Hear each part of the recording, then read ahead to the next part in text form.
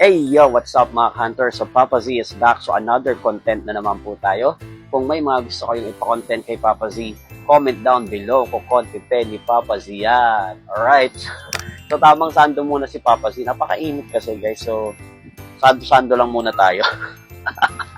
So kung interesado po kayo sa mga kwentong buhay-buhay, pag-ibig at payo ni Papa Z, follow nyo lang po si Papa Z sa ating official page na Papa Z, sa TikTok po natin na Papa Zordic, at sa YouTube natin na Papa Zordic din. Alright, so follow nyo lang po si Papa Z.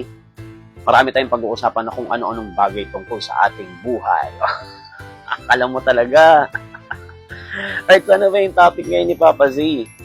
So, mga ka-hunter, naniniwala ba kayo sa winning season? Yung dadating yung taon na para sa'yo. Kaya ikaw ka-hunter, kung meron kang yung palagi ka na lang nagmumukmok sa feeling mo, parang hindi umaayon sa'yo lahat, na lahat ng ginagawa mo parang sablay, na parang hindi ka makaalis-alis dyan sa kung nasan ka man ngayon. Don't lose hope. May kanya-kanya tayong winning season. At hindi lang siya isang beses dumadating. Kasi sa buhay naman, kasama naman talaga yung problema eh. Isipin mo, kung walang problema yung buhay, napaka-boring. Boring din yung palagi kang masaya. Boring din yung wala kang iniisip. Boring din yung wala kang problema. So kasama talaga siya sa journey natin dito sa mundo, na meron tayong mga struggles, meron tayong mga problema na pagdadaanan. Pero, pagkatapos ng mga losing moments mo na yon, andyan na yung winning season mo. And most of the time, pag dumating yung pag dumating praise pa more. Pag dumating yung winning season mo, tuloy-tuloy na siya. Iso-sustain mo na lang. So just to share with you guys, so madami rin akong mga failure, mga pinagdaanan na talagang mahirap.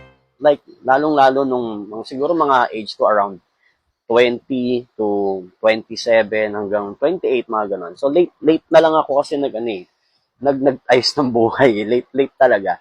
Pero kung yung mindset ko is nasa 20s pa lang ako, is naging ganito na. So, malayo na talaga. So, baka may sasakyan na ako ngayon, may sariling bahay. Sobrang late. What I'm trying to say is, kung ano man yung pinagdadaanan mo ngayon, lilipas yan. Dadating yung winning na naman eh, yung winning season mo. At pag dumating yon, huwag mong pakakawalan yung opportunity. It's all up to you. So, lagi mong tatandaan, yung problema dadating sa buhay natin. Question is, lalaban ka ba o mag-i-stay ka na lang dyan? Antayin mo yung winning season mo. Antayin mo yung araw ng tagumpay mo. At pag dumating yung araw na yun, panghawakan mo siya. Huwag na huwag mo nang bibitawan. Alright? So, kung ano man yung pinagdadaan mo, relax mo lang ka-hunter. Dadating yung winning season mo. Para sa yung taon na yon, para sa pag-asenso mo. That's all.